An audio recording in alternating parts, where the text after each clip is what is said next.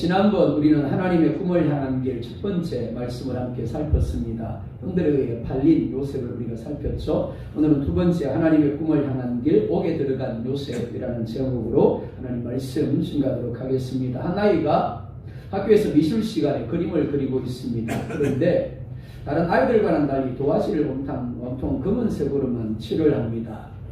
이후에도 아이는 계속해서 다른 도화지에 검은색만 칠을 하고 또 칠을 합니다. 교사와 부모가 이상해서 아이를 병원으로 데리고 가서 진단을 합니다. 하지만 원인을 찾아내지 못합니다. 그런데 아이가 그림 그리고 있는 것을 2층에서 보고 있던 간호사가 문득 그 그림들을 보다가 떠오르는 생각이 있었습니다. 그리고 그 도화지들을 퍼즐처럼 정리를 하기 시작을 했습니다.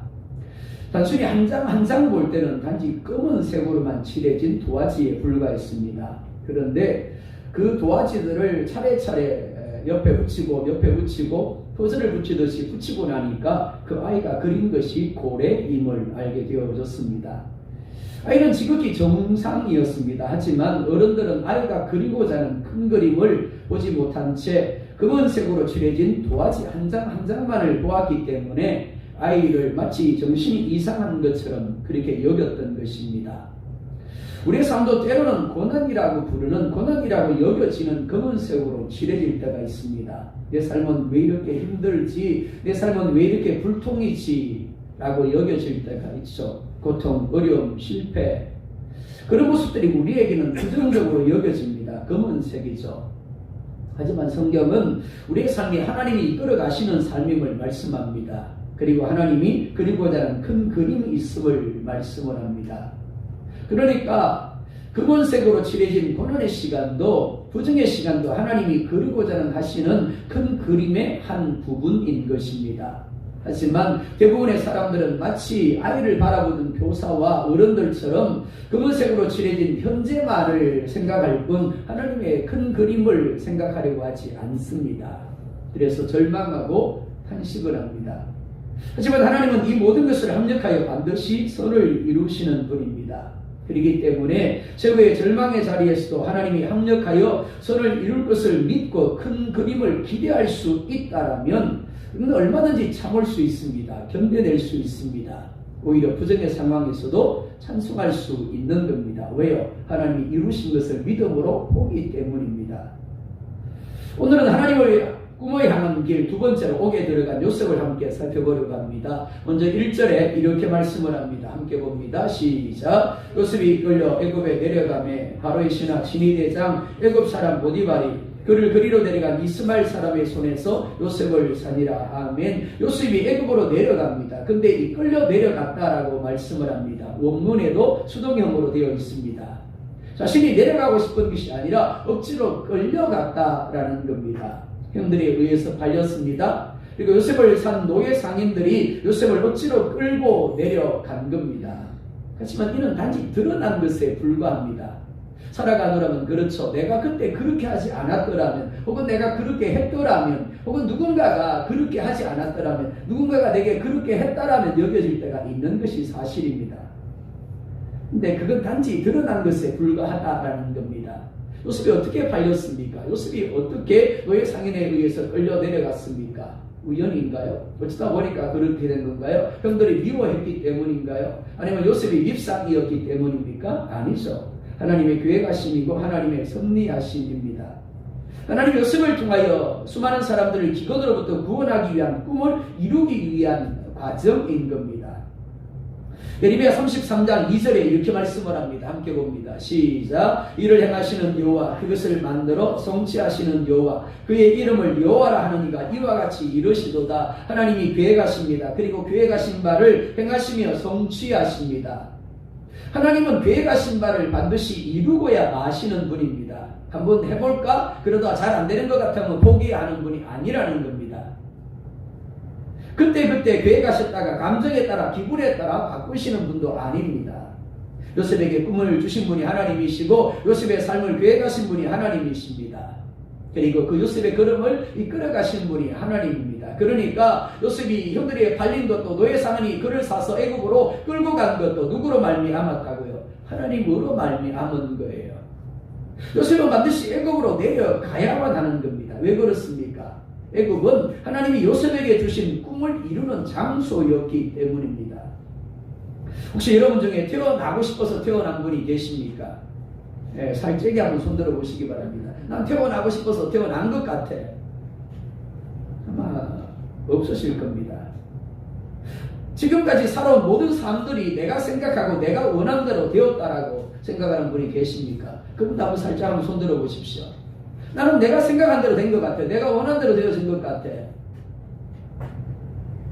네, 아무도 손을 안 드시네요. 그렇습니다.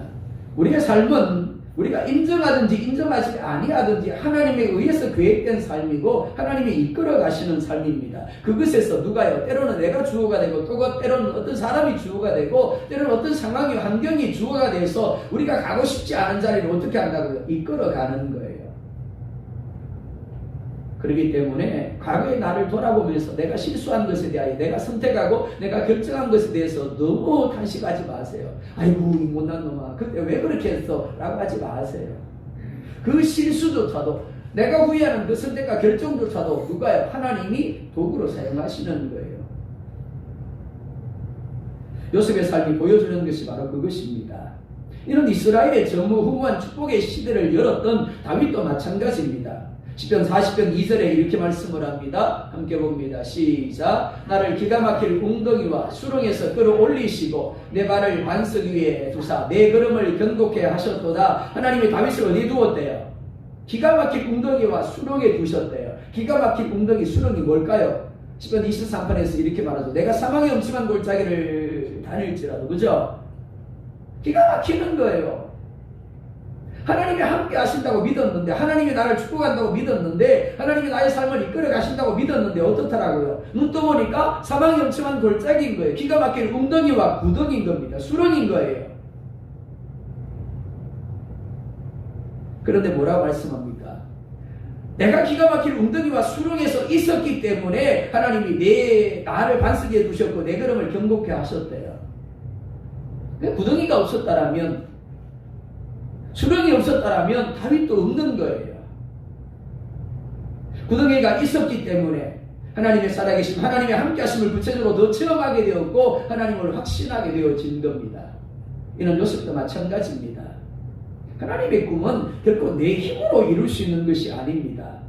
철저하게 자기를 부인하고 자신에 대하여 사망을 선포하고 오직 하나님만을 의뢰하게 될 때 그때 비로소 이루어지는 겁니다. 요셉이 살아있어서는 하나님의 꿈이 이루어질 수 없는 겁니다. 요셉은 죽어야 하는 겁니다. 철저하게 낮아져서 노예가 되어야 합니다. 아무것도 할 수 없는 죄수가 되어야 하는 거예요. 그 기가 막힐 웅덩이와 구덩이에서 하나님 마침내 이끌어오심으로 봐라 내가 하지 않느냐 그렇게 말씀하시는 겁니다. 요셉이 노예 상인에게 끌려 애굽으로 내려가자 보디발이 요셉을 기다립니다. 요셉을 이스마엘 사람의 손에서 삽니다. 구덩이에 던져지고 노예 상인에서 팔려고 애굽으로 내려가고 노예가 되어서 보디발에게 팔리는 요셉의 모습은 결국 꿈을 향한 걸음으로 보이지 않습니다. 하나님이 함께하는 것 같은가요? 하나님이 그의 걸음을 이끌어 가시는 것 같은가요? 한번 대답해 보시죠. 저도 요즘 계속 여러분들처럼 감기도 안 떨어지고요. 좀 괜찮다 싶으면 속이 탈라고 타는 게 좀 낫나 싶으면 또 감기가 걸리고 저래 여기 아프고 저리 아프고 왜 그런지 모르겠어요. 탄식이 나와요. 기도할 때마다. 도대체 하나님 쓰시려고 하는 겁니까? 안 쓰시려고 하는 겁니까? 저는 사실 손해볼 게 없어요. 누가 손해봐요? 하나님 손해보죠. 그게 배짱이에요. 하나님 안 쓰실 겁니까? 그렇죠, 그죠? 오늘 정말 아플 때는 탄식 나오죠, 그죠? 믿음의 사람도 탄식 나와요, 아플 때는. 정말 삶이 꼬이고 힘들 때는 기가 막힐 웅덩이와 수렁에 던져졌다고 여길 때는 어떻습니까? 괜찮아요? 역시 아포교의 성도님들이십니다. 나는 웅덩이와 수렁에 던져져도 찬송 나오던데요. 그럼 대단하신 거예요. 근데 우리도 육신을 가지고 있기 때문에 나도 모르게 탄식이 나옵니다. 그죠? 정말 하나님 나와 함께는 맞습니까? 싶은 거예요. 요셉의 어디를 살펴봐도 하나님이 함께하지 않습니다. 하나님이 이끌지 않아요. 하나님이 역사하는 것 같이 보이지 않습니다. 오히려 요셉의 모습은 절망과 낙심과 좌절로 가득 차 있습니다. 어떻게 저러지? 아니 꿈을 꾸게 하실 때는 언제고 어떻게 저렇게 팔려가서 노예 상인에 의해서 노예가 되고 어떻게 저렇게 억울하게 누명을 쓰고 옥에 들어가게 하시지? 그런 거예요. 근데 이절을 보면 이렇게 말씀을 합니다. 함께 볼까요? 시작. 여호와께서 요셉과 함께 하심으로 그가 형통한 자가 되어 그의 주인 애굽 사람의 집에 있으니 뭐라고요? 그가 형통한 자가 되었대요. 그리스도인들이 정말 중요하게 여겨야 할 것이 무엇인가를 말씀하는 것입니다. 장소, 환경이 아니라는 겁니다. 내가 머무는 장소가 뭐라고요? 기가 막힌 운동이에요. 수렁이에요.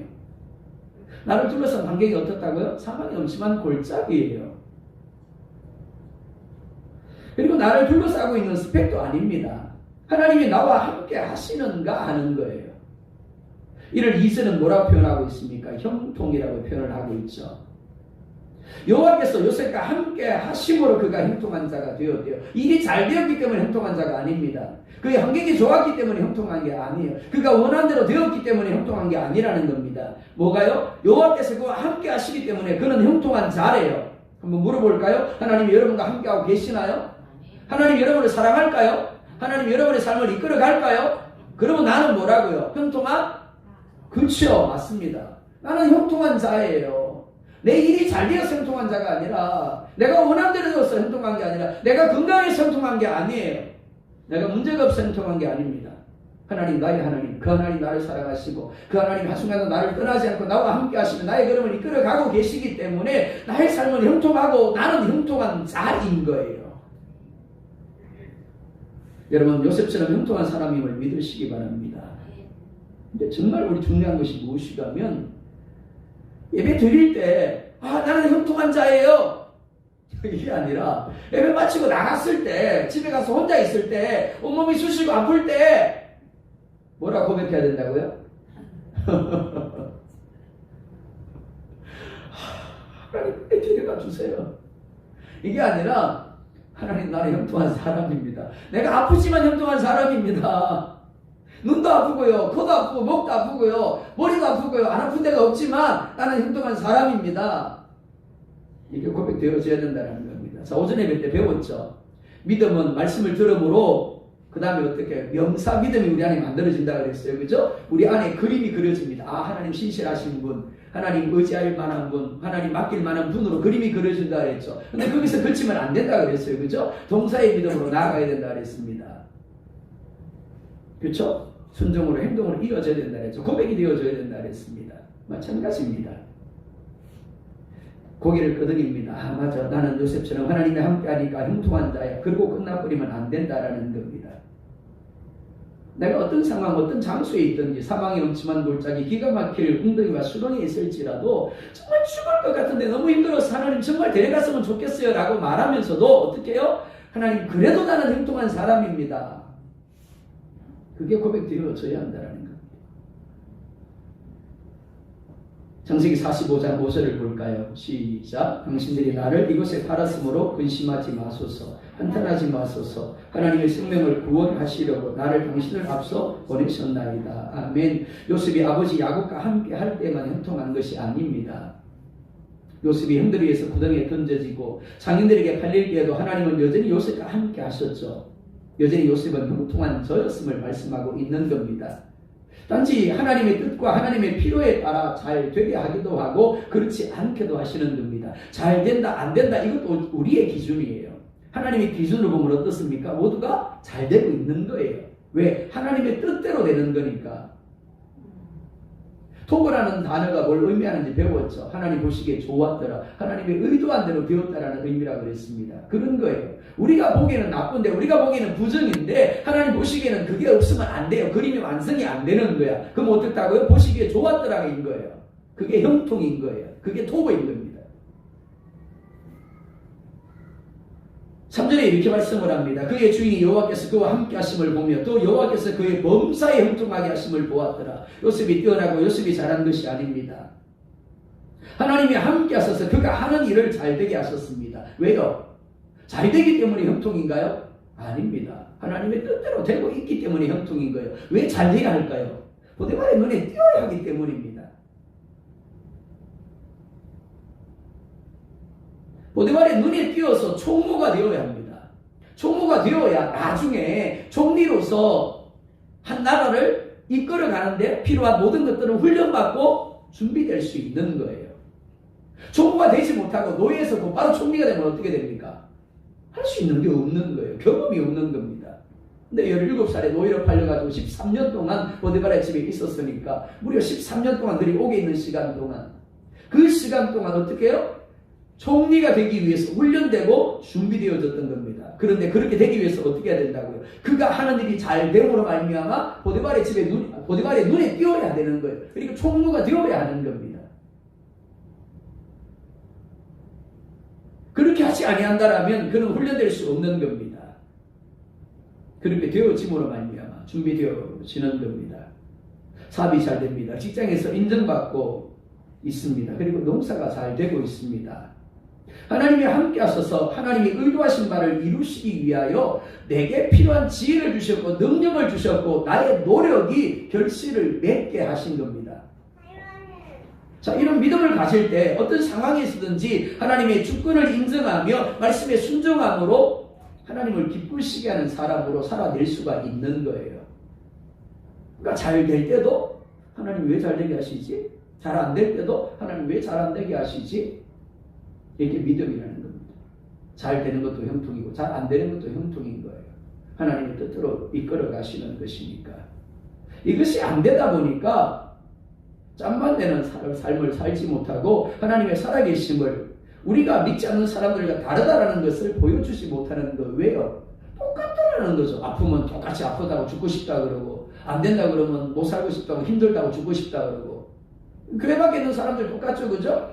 교회 밖에 있는 사람들 아프면 죽고 싶다 그럽니다. 그죠? 잘 안 되면 또 죽고 싶다 그러죠. 힘들다 그러죠. 그죠? 니나 나나 교회 다니냐 안 다니냐 똑같은데 내가 예수 믿어야 될 이유가 뭐야? 내가 교회 다녀야 될 이유가 뭐냐? 이러는 거예요. 우리는 뭐라고요? 안 될 때도 하나님의 뜻이 있으니까. 그쵸? 형통인 겁니다. 그러니까 감사할 수 있는 거죠. 자, 그런데 7절을 보면 이렇게 말씀을 합니다. 함께 봅니다. 시작. 그 위에 그의 주인의 아내가 요셉에게 눈짓하다가 동침하기를 청하니. 여기 1장 8절에 하나님께서 욥에 대하여 이렇게 말씀을 합니다. 내 종 욥을 주의하여 보았느냐? 그와 같이 온전하고 정직하게 하나님을 경외하며 악에서 떠난 자는 세상에 없느니라. 대단하지 않아요? 그러자 사단이 이렇게 대답을 합니다. 주의 손을 펴서 그의 모든 소유물을 치소서 그리하시면 틀림없이 주를 향하여 욕하지 않겠나이까. 그리고 사단의 시험이 시작됩니다. 요셉은 형들에 의해 구덩이에 던져지죠. 그리고 노예 상인에게 팔립니다. 다시 보디발에게 노예로 팔린 상황입니다. 하지만 요셉은 절망하지 않습니다.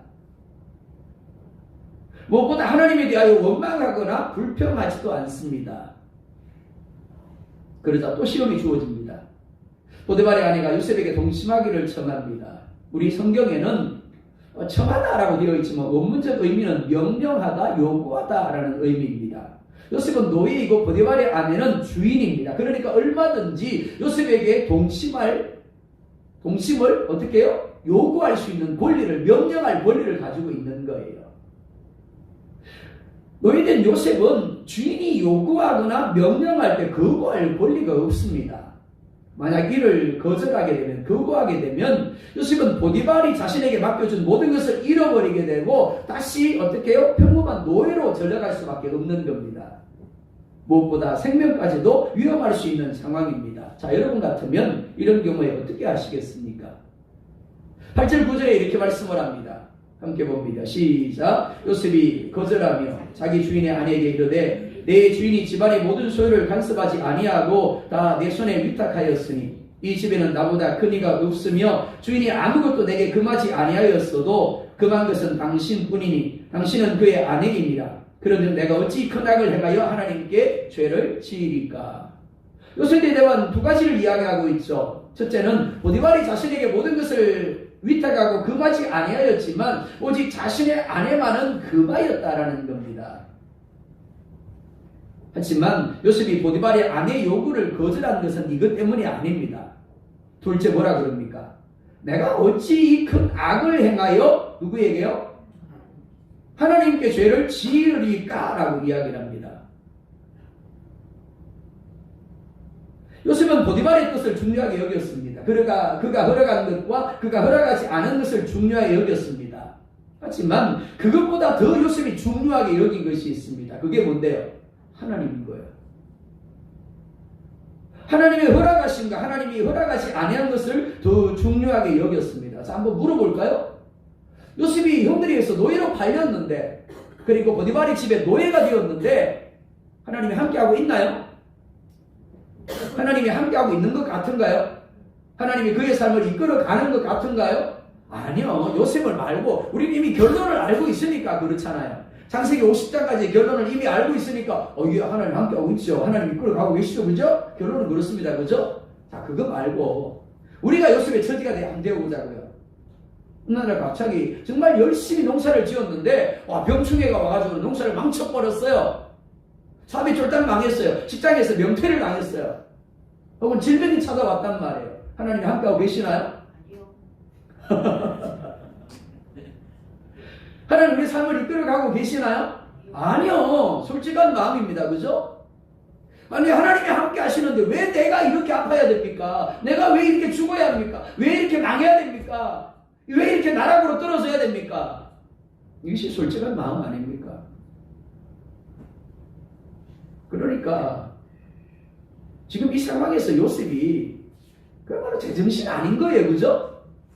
아니 노예로 팔려가지고 지금 보디발의 집에 노예로 있는데 한순간에 사랑받는 아들에서 노예로 전락했는데 뭘 하나님께 죄를 지으릴까요? 제정신이면 이렇게 말할 수 없는 겁니다.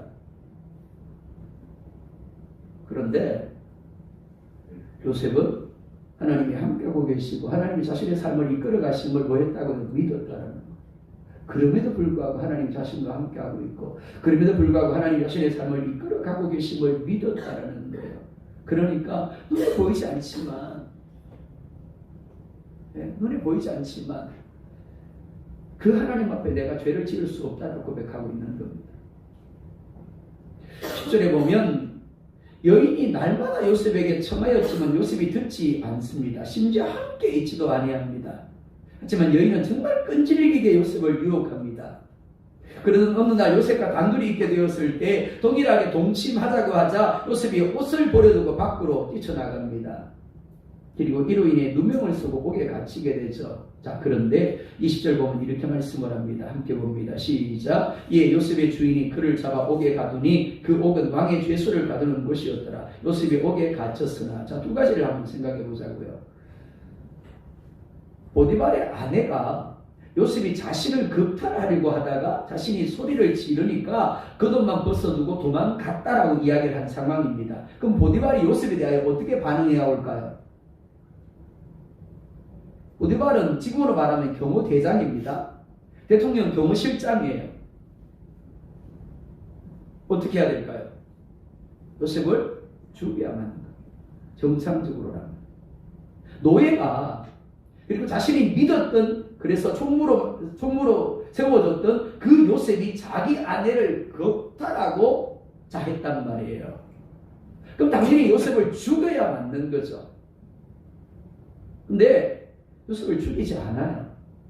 단순히 그를 잡아서 뭐 했더라? 옥에 가두었다라고 말씀하죠. 뿐만이 아닙니다. 그가 갇힌 곳이 하필이면 어디였다고요? 일반 죄수를 가두는 것이 아니라 요셉은 일반 죄수입니다. 그죠? 근데 왕의 죄수를 가두는 곳에 그가 갇혔대요. 왕에게 죄를 범한 게 아닌데 우연일까요? 어쩌다 보니까 그렇게 된 걸까요? 아니요. 우리 이미 결론을 알고 있습니다. 그죠? 그곳에서 왕의 술 맡은 관원장을 만나야 하는 거예요. 우리는 현재적인 것들을 무척이나 중요하게 여깁니다. 그래서 내 눈에 좋게 보이면 행복해하고 즐거워하지만 조금이라도 그렇지 않으면 스스로 불행의 늪으로 집어넣고 괴로워합니다. 그리고 이것이 싫어서 적당하게 내 몸과 마음이 원하는 대로 타협하며 살아갑니다. 하지만 요셉은 그렇게 하지 않았습니다. 요셉은 보디발이 아니라 하나님께 범죄할 수 없다고 여인의 요구를 거절을 했습니다. 그러다가 결국 옥에 들어가게 되었습니다. 이런 경우라면 우리 신자들은 당연하고 그리스도인들 중에서도 부정적인 이야기를 쏟아내는 이들이 있습니다. 그럴 줄 알았어. 그러니까 신앙생활도 적당하게 해야지. 그게 뭐야? 너무 강하면 부러지게 된다니까. 하나님의 말씀에 순종하는 결과가 겨우 이거야? 내가 이제 하나님을 믿는가 봐라. 그러죠.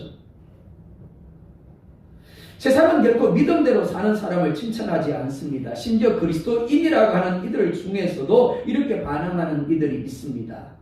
보디발의 아내가 주권자라면 분명히 믿음으로 사는 요셉은 어리석은 사람이 될 수밖에 없습니다. 그러니까 적당하게 쳐주고 적당하게 타협하는 것이 맞습니다. 하지만 보디발의 아내는 단지 요셉이 서는 무대에 잠깐 등장했다가 요셉을 누구에게로? 술 맡은 관원장에게로 그리고 바로에게로 연결해주는 역할을 맡은 엑스트라에 불과한 거예요. 이해가 되십니까? 대통령 경호실장인데 엑스트라예요. 그러니까 요셉이 보기에는 어떻다고요? 고슴밖에 안 나오는 거죠. 니까짓 게. 하나님이 나와 함께하고 계시고 하나님이 나를 이끌어가고 계시는데 니까짓 게. 그런 거예요. 우리의 관점이 그러해야 한다는 겁니다. 대통령을 바라볼 때도 국회의장을 바라볼 때도 재벌을 바라볼 때도 내가 그냥 엑스트라야. 나를 하나님의 뜻대로 쓰시기 위한 하나님의 꿈을 이루기 위한 엑스트라에 불과해. 그런 관점으로 바라보시기 바랍니다. 기죽을 이유가 없죠. 그죠? 그들에게 잘 보일 이유가 없는 겁니다. 마태복음 10장 28절에 이렇게 말씀을 합니다. 몸은 죽여도 영혼은 능히 죽이지 못하는 자들을 두려워하지 말고 오직 몸과 영혼을 능히 지옥에 멸하실 수 있는 일을 두려워하라. 우리가 정말 두려워할 사람이 누구라고요? 하나님이라는 겁니다. 우리 눈에 보이는 사람 아니에요. 왜요? 그들은 하나님의 소리에 들린 하나님의 부지깽이밖에 안 되는 겁니다. 다니엘서 3장 17절 18절에서 이렇게 말씀을 합니다. 함께 볼까요? 시작. 왕이여 우리가 섬기는 하나님이 계시다면 우리를 맹렬히 타는 풀무불 가운데서 능히 건져내시겠고 왕의 손에서도 건져내시리이다. 그렇게 하지 아니하실지라도 왕이여 우리가 왕의 신들을 섬기지도 아니하고 왕이 세우신 금신상에게 절하지도 아니할 줄을 아옵소서. 지금 어떤 상황입니까? 신상에 절하지 아니함으로 말미암아 풀물불 속에 던져질 수밖에 없는 상황입니다. 왕이 그들을 해교합니다. 야 얘들아, 내가 다시 한번 너에게 이야기하는데 절해라. 그러면 살려줄게. 그런 상황이에요. 그런데 다니엘의 세 친구인 하나나 미사엘 아사라는 당당하게 이야기를 합니다. 아닙니다. 하나님이 살아계시기에 우리를 반드시 구원할 겁니다. 그러나 그렇게 하지 않아도, 즉 우리가 풀무불에 던져져도 우리는 왕의 신들을 섬기지도 아니하고 금신상에게 절하지도 아니할 겁니다. 어떻게 그럴 수 있었을까요? 이조차도 하나님이 합력하여 선을 이룰 것을 믿었기 때문입니다. 혹 하나님이 구원하지 않아서 죽을지라도 어디 가요? 네, 이쪽만 천국 가시는 모양이네. 네, 이쪽 동네는 조용합니다. 그쵸? 네. 근데 참 아이러니하죠. 목회하면서 참 아이러니한 게 그겁니다. 천국 가겠다고 하나님을 믿는 사람들이 천국 가는 걸 가장 두려워해요. 조금만 몸이 안 좋으면 예배 안 나와요. 참 그렇죠? 근데 메삭 아벤누고 하나냐 미사엘 아사라는 어떻게 했다고요? 하나님 우리를 건져내실 겁니다. 하지만 그렇지 않을지라도 우리는 뭐 죽으면 천국 가니까 괜찮습니다. 신상에 절하지 않을 겁니다. 라고 이야기하고 있는 겁니다. 23절에 이렇게 말씀을 합니다. 함께 볼까요? 시작. 이는 여호와께서 요셉과 함께 하십니다. 여호와께서 그를 범사에 형통하게 하셨더라. 아멘. 달라진 것이 뭔데요? 보디발의 집에 있던 요셉이 누명을 쓰고 옥에 들어가 있을 뿐입니다. 장소가 바뀌었죠. 근데 바뀌지 않은 것이 있어요. 뭐가 안 바뀌었죠? 여전히 하나님이 요셉과 함께하고 계신다라는 겁니다. 그렇기 때문에 그가 어떻다고요? 형통한 자라는 겁니다. 자, 이는 다니엘의 세 친구인 하나나 미사엘 아사라도 마찬가지입니다. 풀물불 속에 안 던져질 줄 알았는데 던져졌어요. 하지만 거기서 누가 있었죠? 예수님이 먼저 가 계셨습니다. 평상시보다 7배나 더 뜨겁게 한 풀무불입니다. 평상시가 1000도라면 무려 7000도 되는 풀무불입니다. 그래서 하나나 미사엘 아사라를 잡고 있던 사람들이 오히려 가까이 가다 다 죽어버렸어요. 근데 성경은 뭐라 말씀합니까? 그들의 머리털 하나도 걸리지 아니하였더라 라고 말씀을 합니다. 하지만 이 말씀을 읽으면서 시험하시면 안 됩니다. 가끔 설교하면서 혹시라도 하는 마음을 갖습니다. 네, 불을 질러도 나는 안 탈 거야. 그렇게 믿으시면 안 됩니다. 큰일 납니다. 요셉과 하나나 미사엘 아스라는 자신의 꿈을 위한 선택을 하지 않았죠. 자신의 마음이, 자신의 몸이 원한 대로 하지 않고 하나님의 꿈, 하나님의 비전을 따른 선택을 했습니다. 그리고 옥에 던져졌습니다. 7배나 더 뜨겁게 한 불물불 속에 던져졌습니다. 하지만 그곳에 누가 계셨다고요? 하나님이 함께 계셨다라는 거죠. 그리고 형통하게 하셨습니다. 이들이 이렇게 할 수 있었던 비결이 무엇일까요? 정답은 하나님이 함께 하신 이에 있습니다. 1517년 마르틴 루터는 비텐베르트 성당문에 95개조 개혁 선언문을 붙였습니다. 평범한 신부였습니다. 그런데 그가 절대 권력인 교황에게 맞선 거예요. 그야말로 하루살이가, 개미가 코끼리와 싸우겠다고 덤비는 겁니다. 코끼리가 그냥 훙 하고 콧바람은 끼워도 살아갈 수밖에 없는 그런 존재죠. 근데 물었어요. 어떻게 그렇게 할 수 있었습니까? 마르틴 루터가 이렇게 대답을 했다고 합니다. 만일 내가 새벽에 2시간 이상을 기도하지 않았다면 그날의 승리는 마귀에게 돌아갔을 것입니다. 나에게는 너무나 할 일이 많았습니다. 그러나 날마다 3시간 이상 기도하는 것보다 더 중요한 일은 없었습니다. 그 기도가 모든 일을 지탱해 나가게 하는 힘이 되었습니다. 우리는 우리 자신에 대하여 엄청난 착각을 가지고 살아갑니다. 그것이 무엇인가 하면 얼마든지 기도하지 않고도 우리의 힘으로 살 수 있고 무엇보다 믿음으로 승리할 수 있다라는 겁니다. 이건 착각입니다. 우리에게는 그럴 만한 힘도 믿음도 없습니다. 저 역시 마찬가지예요. 가시는 나무에 붙어 있지 아니하면 아무리 그가 튼튼한 가지라도, 아무리 건강한 가지라도, 아무리 키가 큰 가지라도, 아무리 씩씩한 가지라도 결코 열매를 맺을 수 없고 아무것도 할 수 없습니다. 무엇보다 죽을 수밖에 없습니다. 우리도 마찬가지예요. 기도는 내가 원하는 것을 요구하는 것이 아닙니다. 기도는 가지로서 나무이신 예수님께 붙어 있는 거예요. 스가랴 4장 6절에 이렇게 말씀을 합니다. 함께 봅니다. 시작. 그가 내게 대답하여 이르되 여호와께서 스룹바벨에게 하신 말씀이 이러하니라. 만군의 여호와께서 말씀하시되 이는 힘으로 되지 아니하며 능력으로 되지 아니하고 오직 나의 영으로 되느니라. 아멘. 바벨론 포로에서 돌아온 유다 백성들이 성전 건축을 시작합니다. 하지만 사마리아와 주변 국가들의 방해로 바사왕 아닥사스다가 중지 명령을 내립니다. 그리고 무려 16년이 지납니다. 변한 상황은 하나도 없습니다. 여전히 바사가 세계를 지배하고 있고 유다 백성들의 삶의 환경도 달라진 것이 없어요. 이때 하나님이 중요한 말씀을 주십니다. 그것은 사람의 힘이나 능력이 아닌 하나님이 하신다라는 겁니다. 보디발의 아내가 요셉을 유혹합니다. 느부갓네살 왕이 다니엘의 세 친구를 유혹합니다. 욥기는 이러한 상황조차도 하나님이 의도하신 것이다라고 말씀을 합니다. 왜요? 우리의 한계를 깨닫게 하기 위함이고 하나님을 전적으로 의뢰하게 하기 위함입니다. 쉬지 말고 기도해라. 범사에 그를 인정해라. 그렇게 말씀하시는 이유가 바로 여기 있습니다. 예수님이 승천하시면서 예루살렘을 떠나지 말고 성령의 충만함을 기다리라고 하신 이유가, 에베소서에서 오직 성령의 충만을 받으라고 하시는 이유가 여기 있습니다. 스가랴 4장 7절에 이렇게 말씀을 합니다. 함께 봅니다. 시작. 큰사나 네가 무엇이냐? 네가 스룹바벨 앞에서 평지가 되리라. 그가 머릿돌을 내놓을 때 무리가 외치기를 은총이 그에게 있을지어다 하리라 하셨고, 사마리아와 주변 나라 그리고 바사는 스룹바벨에게 큰 산과 같았습니다. 스룹바벨의 힘으로는 도저히 어찌할 수 있는 상대가 아니었습니다. 아브라함과 사라에게 99세, 89세라는 나이가 그러하였습니다. 생리가 끊어졌다는 사실이 그러하였죠. 출애굽한 이스라엘 백성들에게 홍해가 그러하였습니다. 하지만 우리가 하나님께 붙어 있으면 우리는 할 수 없지만 하나님이 믿음으로 살아내게 하시고 큰 산과 같은 환경들을 허물어뜨리시고 변화시키는 겁니다. 왜냐하면 큰 산과 같은 우리 앞길을 막는 상황도 하나님이 의도하신 것이기 때문입니다. 뭘 바라고요? 뭘 기대하고요? 너 믿음으로 반응해. 믿음으로 나를 의뢰해. 그럼 내가 그거 무너뜨려 줄 거야. 그거 갈라줄 거야.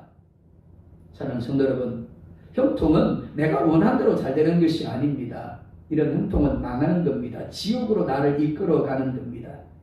참 형통은 내 삶을 향한 하나님의 계획하심을 알고 그 계획하심에 나를 내어드림으로 하나님의 주인 되심, 하나님의 함께하심을 드러내는 겁니다. 힘들어도 고통스러워도 하나님의 꿈을 따라가는 삶을 사시기 바랍니다. 편하다고 즐겁다고 나의 필요를 따라가는 삶을 살지 마시기 바랍니다. 아무리 하고 싶어도 필요성이 있어도 하나님이 하지 말라면 하지 않아야 합니다. 여러분의 삶은 여러분의 것이 아닙니다. 하나님이 하나님의 뜻을 위하여 하나님의 꿈을 위하여 하나님이 계획하시고 이끌어가시는 삶입니다. 내 욕망과 세상의 노예로 살지 말고 하나님의 사명자로 사시기 바랍니다. 요셉은 구덩이에 던져지고 노예로 보디발의 집에 있었지만 옥에 갇혔지만 비굴하지 않았습니다. 드러난 모습은 노예입니다. 죄수예요. 하지만 그는 하나님의 사명자로 당당하게 살았습니다. 이는 그가 기도로 예수님께 붙어 있었기 때문에 가능한 것입니다. 남들도 다 그러니까 나도 어쩔 수 없다라고 하지 마시기 바랍니다. 여러분은 이 세상에 속한 사람이 아니라 천국에 속한 사람이고 하나님과 늘 함께하는 사람들입니다. 그렇기 때문에 그 어떤 것보다도 나와 함께한 하나님의 뜻을 소중하게 여기고 그 하나님의 인도하심을 소중하게 여기고 그 뜻에 그 인도하심에 믿음으로 반응해 보시기 바랍니다. 그러면 그 삶이 뭐라고요? 형통한 삶인 거예요. 하나님이 그렇게 우리 그런들을 이끌어 가실 겁니다. 그런 사람들 예수님으로 축복합니다.